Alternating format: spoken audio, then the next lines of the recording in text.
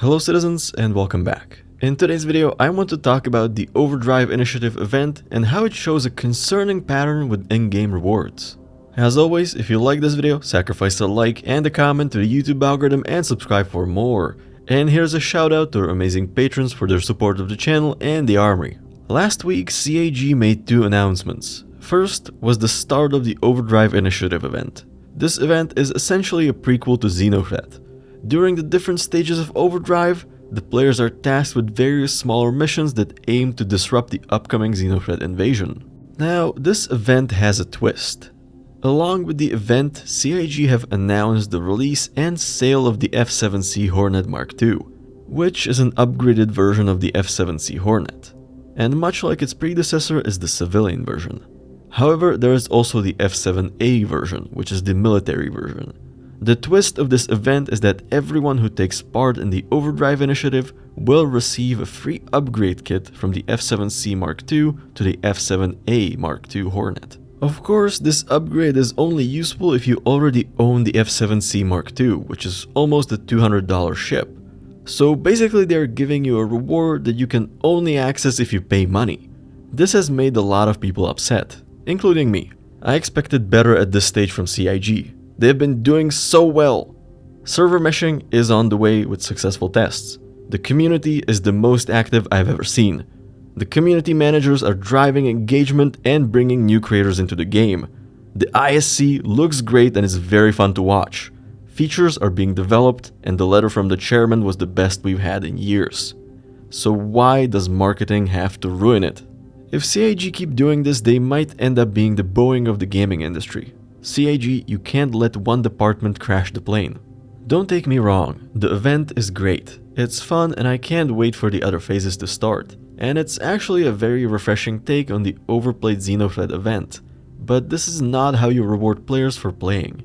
Because while we did get an in-game reward, that reward is only useful to people who spend money. And that feels like a spit in the face of the community and all the work of the community team.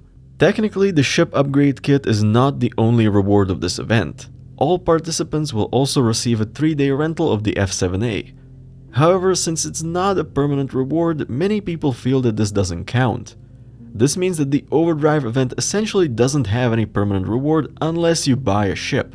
This feels like CIG is trying to force ship sales. The same can be said about the F8 Golden Ticket event from a few months ago. While the Golden Ticket did give you a rental of the F8, it was mostly there to give you the ability to buy the F8, which until then was a very limited hull, which again is forcing ship sales through fear of missing out. And don't even get me started on making the gold tickets dependent on the loot system, which just plainly sucks. Also, for a while now it has felt like every single in-game event we get is just another ship sale, and I think this is wrong. Now, with the rant out of the way, I would like to take a look at some options on how to create good in-game rewards.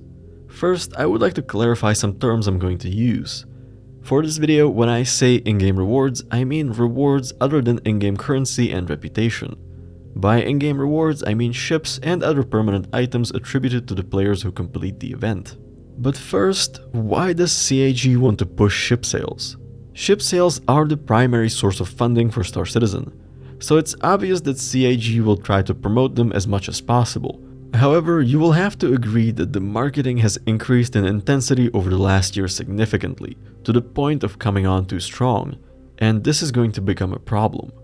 We can try to look to other MMOs for guidance, and if we do that, we will find out that most do give players some permanent rewards for taking part in various events.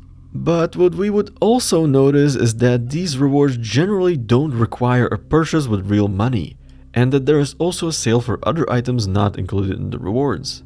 Elder Scrolls Online is a good example. The game runs events regularly, and players participating or logging in during the events have a chance to earn certain rewards.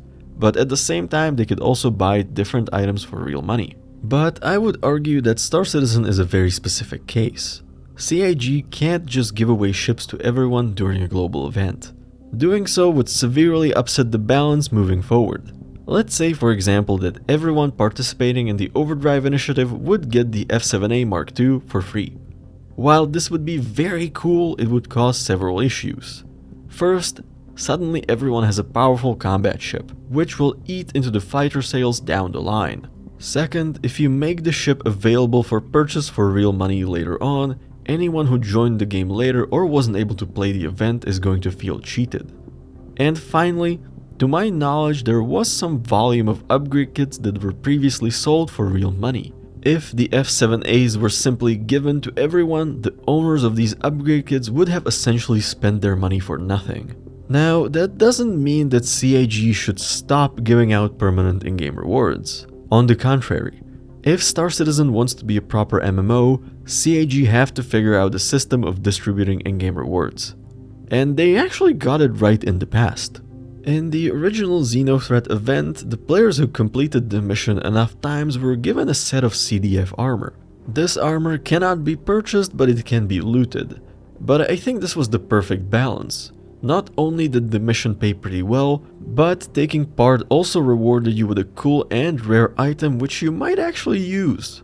I think this might be the way forward for in-game rewards for events in Star Citizen. However, I also think that CIG have the freedom to experiment, seeing as the funding model used by Star Citizen is very rare in game development, and there is little precedent or relevant examples CIG can look to when they design their reward system. So they have to approach it with trial and error and experiment with different events and reward style. Now is the time to do that. I think the idea is to have this figured out by the time the game releases. And fortunately, the community has been very vocal with their feedback to what CIG are doing. Unfortunately, it seems that CIG are looking at events as money generators rather than something to generate engagement. And I think that this game needs more engagement than funding at the moment. The game still struggles to catch mainstream attention and to keep player activity up outside of events. Funding is not the problem that needs solving. Sending out 10 emails in the span of a week saying it's your last chance to buy a ship is not productive, especially since most backers know that the ship will be up for sale again in a few months. But I believe that eventually we will come back to something along the lines of what was done in the original Xenothreat. But most importantly, CIG can't let marketing and sales dictate how they manage their community and their in-game events.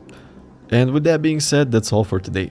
What do you think? Are CIG becoming more marketing driven? How can CIG improve in-game rewards? Let me know in the comments. Thank you for watching, fly safe, and I will see you in the verse.